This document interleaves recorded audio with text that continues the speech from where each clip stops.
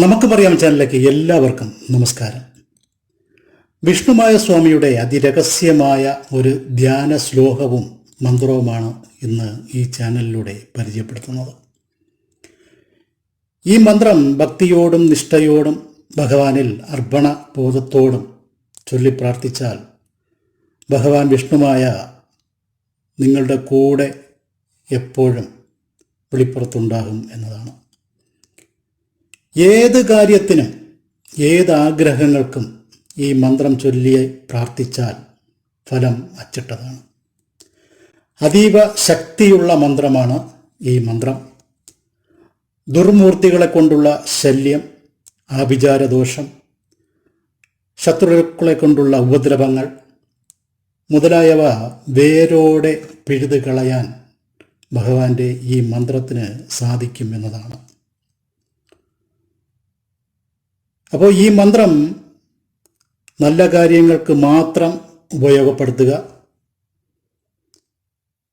അപ്പോൾ ധ്യാന ശ്ലോകം പറഞ്ഞിട്ട് വേണം മന്ത്രം ജപിക്കാൻ. അപ്പോൾ ധ്യാന ശ്ലോകം ആദ്യം പറയാം. കറക്റ്റായിട്ട് എഴുതിയെടുത്ത് സിദ്ധിയാക്കിയതിന് ശേഷം മന്ത്രം ജപിക്കാവുന്നതാണ്.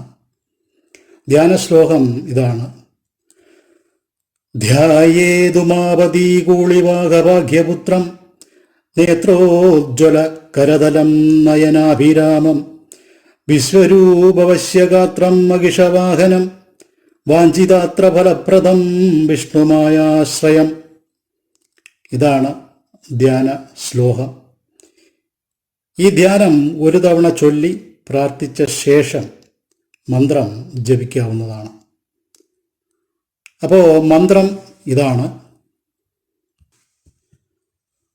ഓം വിഷ്ണുമായാസുതകുട്ടിച്ചാത്താഖ്യാം സർവേഷാം വശം ഗുരു സകലകാര്യസിദ്ധ്യം ശീഘ്രാനുകൂലപ്രായച്ഛ ശിവസുതമഹിഷാരൂഢ പ്രസീദാർത്ഥം ആകർഷയ സ്ഥാവരജംഗമസ്യ മുഖ തഥാ ഹ്രാം ഹ്രീം ഫട്ട് സ്വാഹ.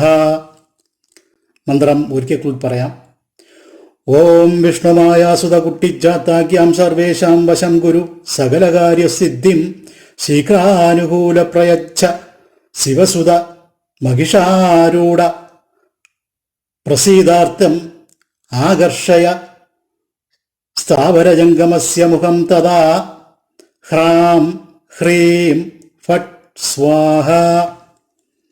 അപ്പോൾ ഈ മന്ത്രം 108 തവണ തെറ്റുകൂടാതെ ചൊല്ലി പഠിച്ചതിന് ശേഷം സിദ്ധിയാക്കിയതിന് ശേഷം പ്രാർത്ഥിച്ചാൽ നിങ്ങളുടെ ഏത് കാര്യവും തടസ്സം കൂടാതെ നടക്കുവാനും അതുപോലെ തന്നെ തൊഴിലിൽ തടസ്സങ്ങളുണ്ടെങ്കിൽ അത് മാറുവാനും നിങ്ങളിൽ തന്നെ ഒരു വശ്യ ശക്തി ഉണ്ടാകുവാനും ഈ മന്ത്രം കൊണ്ട് സാധിക്കുന്നതാണ്.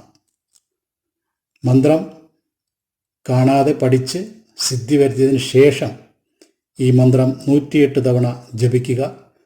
നിങ്ങളുടെ ഏതാഗ്രഹവും നടക്കുന്നതാണ്. അതുപോലെ തന്നെ ശത്രുദോഷങ്ങൾ അകലുവാനും സാമ്പത്തികമായി മുന്നിലെത്തുവാനും സാധിക്കുന്നതാണ്. ഒന്നുകൂടി ഓർമ്മപ്പെടുത്താം: വിഷ്ണുമായ സ്വാമി ക്ഷിപ്രപ്രസാദിയും അതുപോലെ തന്നെ ക്ഷിപ്രകോപിയുമാണ്. മന്ത്രം ജപിക്കുമ്പോൾ അതീവ ശ്രദ്ധയോടും അർപ്പണബോധത്തോടും കൂടി അതുപോലെ ഭക്തിയോടും കൂടി ജപിക്കേണ്ടതാണ്. അതുപോലെ ജപിക്കുമ്പോൾ പത്മാസനത്തിലോ ചമ്രം പടിഞ്ഞിരുന്നോ ഭഗവാനെ കൈകൾ കൂപ്പി മൂർത്തിയെ മനസ്സിൽ സങ്കല്പിച്ച് കണ്ണുകൾ അടച്ച് മാത്രം മന്ത്രം ചൊല്ലാവുന്നതാണ്. അതുപോലെ തന്നെ മന്ത്രം ചൊല്ലിക്കഴിയുമ്പോൾ അല്ലെങ്കിൽ മന്ത്രം ചൊല്ലിക്കൊണ്ടിരിക്കുമ്പോൾ ഭഗവാൻ നിങ്ങളുടെ അരികിൽ വരുമ്പോൾ നിങ്ങൾക്ക് ചില സൂചനകൾ ലഭിക്കും. ആരോ പുറകിൽ നിന്ന് വിളിക്കും പോലെയോ നമ്മുടെ ദേഹത്ത് തോണ്ടും പോലെയോ അതുപോലെ തണുത്ത കാറ്റ് വീശുന്നത് പോലെയോ മണി കിലുങ്ങുന്നത് പോലെയോ അനുഭവപ്പെടാം. അപ്പോൾ നിങ്ങൾ മന്ത്രം ജപിച്ച് ഭഗവാനോട് നിങ്ങളുടെ ഏതാഗ്രഹമാണോ സാധിക്കേണ്ടത് അത് ഭഗവാനോട് ചൊല്ലി പ്രാർത്ഥിക്കുക. വേറൊരു കാര്യം, പരീക്ഷണത്തിനായിട്ടും തമാശയ്ക്കും ഭഗവാന്റെ ഈ മന്ത്രങ്ങൾ ചൊല്ലുന്നത് വലിയ അപകടങ്ങൾ വിളിച്ചു വരുത്തും എന്നുകൂടി ഓർമ്മിപ്പിക്കുന്നു. അപ്പോൾ എല്ലാവർക്കും